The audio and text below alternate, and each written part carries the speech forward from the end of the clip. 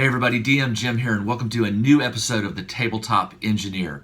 You know, it's almost the end of the year. Christmas is upon us. It's holiday season, and maybe you're in the gift-giving kind of mood. Maybe you're a DM and you have some great players, or maybe you're a player and have a great DM, or maybe you just have a bunch of gamer friends and you don't want to spend a small fortune getting them all something. So in this episode, I'm going to show you how to make something very cheap, very easy, and I think your gamer friends are going to like it. Let's go to the tabletop and I'll show you what I'm talking about. You'll start this project out with a very small frame. They're going to vary in size, so I can't predict what you may have, but what you want to do is measure the interior of the frame. This is the space where the glass would fit down in. Now this particular frame is 4 inches by 3 inches. So after taking that measurement, what I'm going to do is add 1.5 inches for the sides. I'm going to sort of make a box, as you can see here. So figure out your calculations. For me, it basically just bumps it up to cutting out a 7-inch by 6-inch rectangle.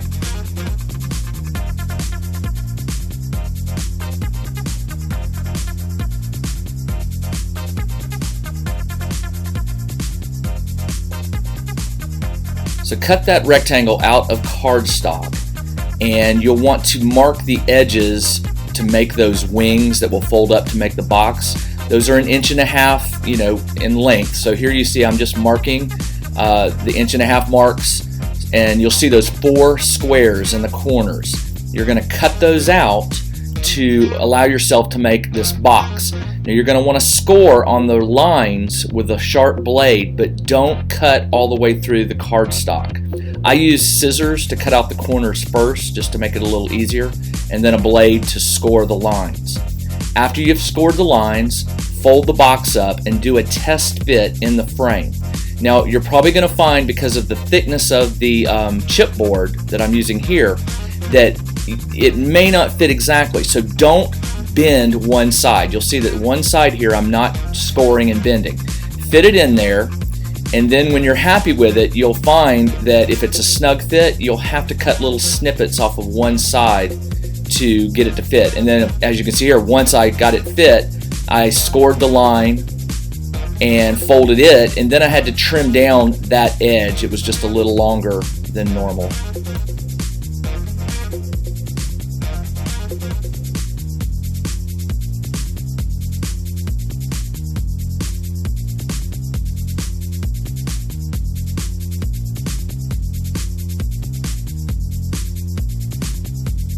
Once you're happy with the fit, now you're going to want to cut pieces of 1/4 inch thick foam to paste basically over the 5 rectangles, the centerpiece and the 4 edges. You'll have to just do this a little at a time. It's basically just cut, test, cut a little more, test, until you get this. The centerpiece is the most important. Make sure you get it where it fits really well and all 4 corners bend up, and then glue it down first. Once that glue is dried, then you can start cutting the other 4 pieces, and you're going to glue those in 1/4 inch from the bottom. Does that make sense? Because when you fold it up, you want it resting on top of the centerpiece.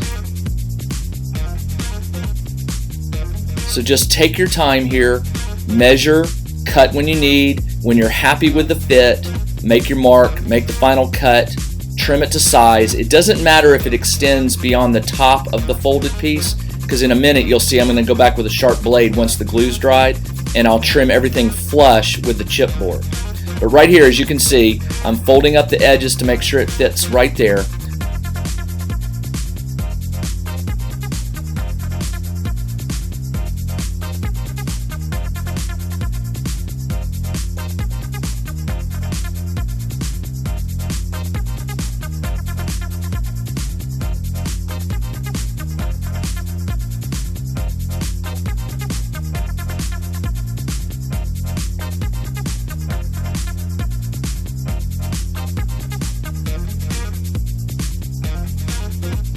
Here I am cutting the floor, gluing it down.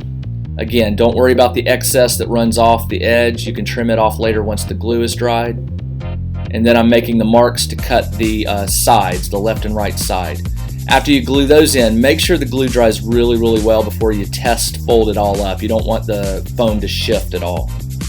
You will want to fold it up as you place the foam just to get it where you want it.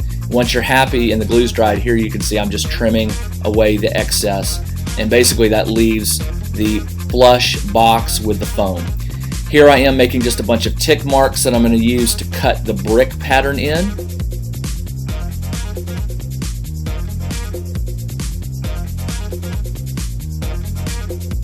Here I am just using a pen to widen the cut. Then I went back and added the individual brick pattern.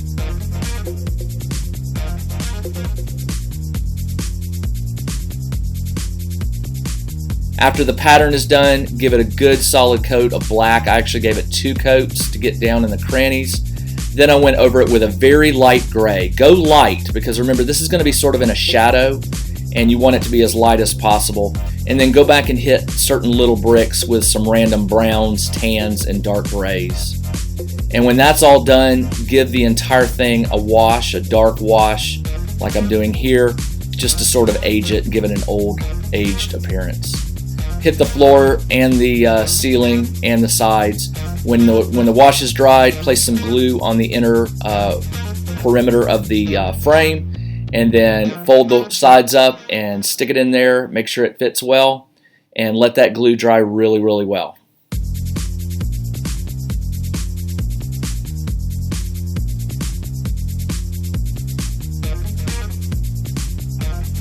Instead of recreating a door, I just used a miniature door that I'd purchased a while back. I snapped off the bottom part and cut off the pegs. I painted the door brown, and I painted the stone archway the same gray that I painted the original bricks, the light gray. I test fit everything in there with a mini just to make sure it would look right. I was happy with it. So I painted the archway the light gray, hit the door with brown, and then I hit the trim with this brass color, as you can see here. And then I went back on the door and hit it with a dark wash to bring out the wood grain right here. I glued everything in and then placed a miniature to see how it looked. And as you can see right here, it turned out pretty good. There you go, a mini display. I haven't finished this yet. As you can see, the back is unpainted. I'll probably paint it black, but I may cover it in like a thick cardstock before painting it. But turned out great. It's only got room for 1 mini. I could have taken the door and left it out and had space for 2 minis, but the door just makes it look more dungeony. You could substitute that with a set of stairs, maybe a waterfall coming into a little fountain. There's all kinds of things you could do to make it look a little more realistic with 1 mini in it. Now you could also go with a larger picture frame. Now this one right here was under $2. Whoops. I found this one at Target for $2. It's slightly bigger. This one could actually do 2 or 3 minis, or it could do 2 levels. I'll play around with it and see what I can come up with. But there you go.